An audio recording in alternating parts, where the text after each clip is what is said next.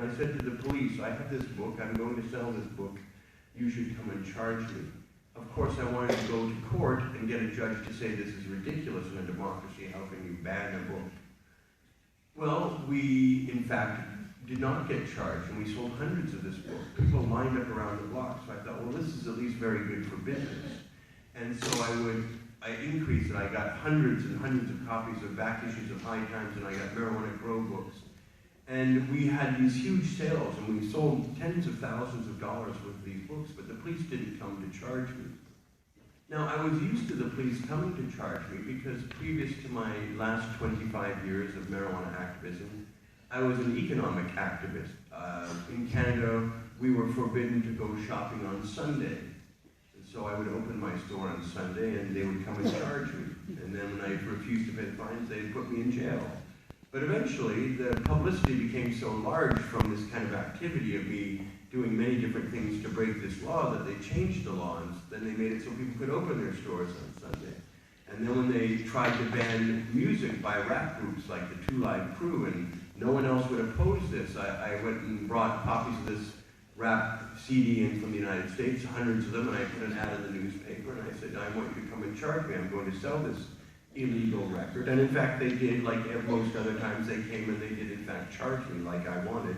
And I went to court, and I must say, when I went to jail for opening my store on Sundays, I did in fact lose that in court too, but they changed the law.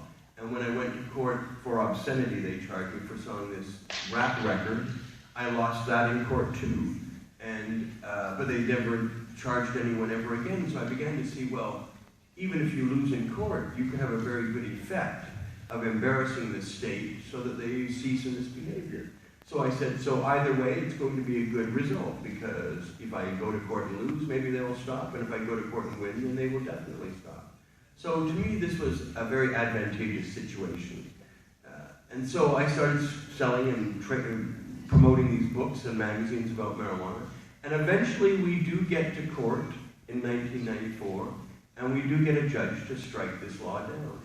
So I thought, well, this is a good first start. Now we can get books and magazines legally in Canada, and in fact that was the case. They flooded back into the country and people started selling them. But then I thought, well, there are no places selling bongs and pipes now.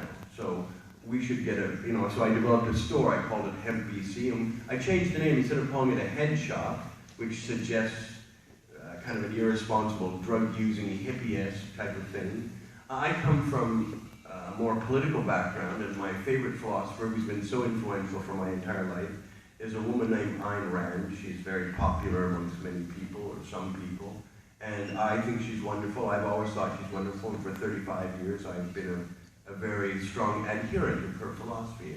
She's very much a believer in individualism and capitalism, and so these things are good for me because I have this heroic self-image of myself single-handedly legalizing marijuana in Canada.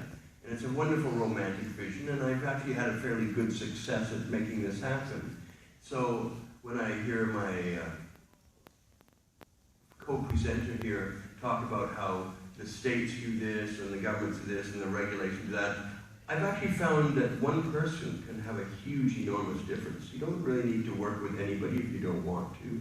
You don't really need to organize. You just need to be one person who's quite determined to take a big risk and break the law. So in the last 25 years, I've been arrested 28 times for marijuana-related activities. I've actually tried to get arrested about 52 times in total, but I've been arrested 28 times. I've been put in jail 23 times. The most recent one was a 5-year prison term in the United States, but even in Canada, for just passing one joint after I spoke at a university, they put me in jail for 3 months. I was often in jail for a whole week, and many times in jail overnight.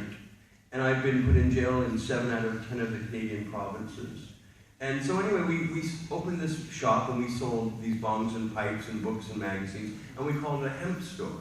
Because we thought, well, if we politicize this store, if we make it about politics, they'll be much more reluctant to raid us, I think. And we proved correct. Eventually, this model became very successful within the space of months because there were no hemp stores in Canada. There were nobody selling these. And so when we opened one in July 1994, I put out a very popular pamphlet that says, you should imitate me and do exactly what I'm doing in your community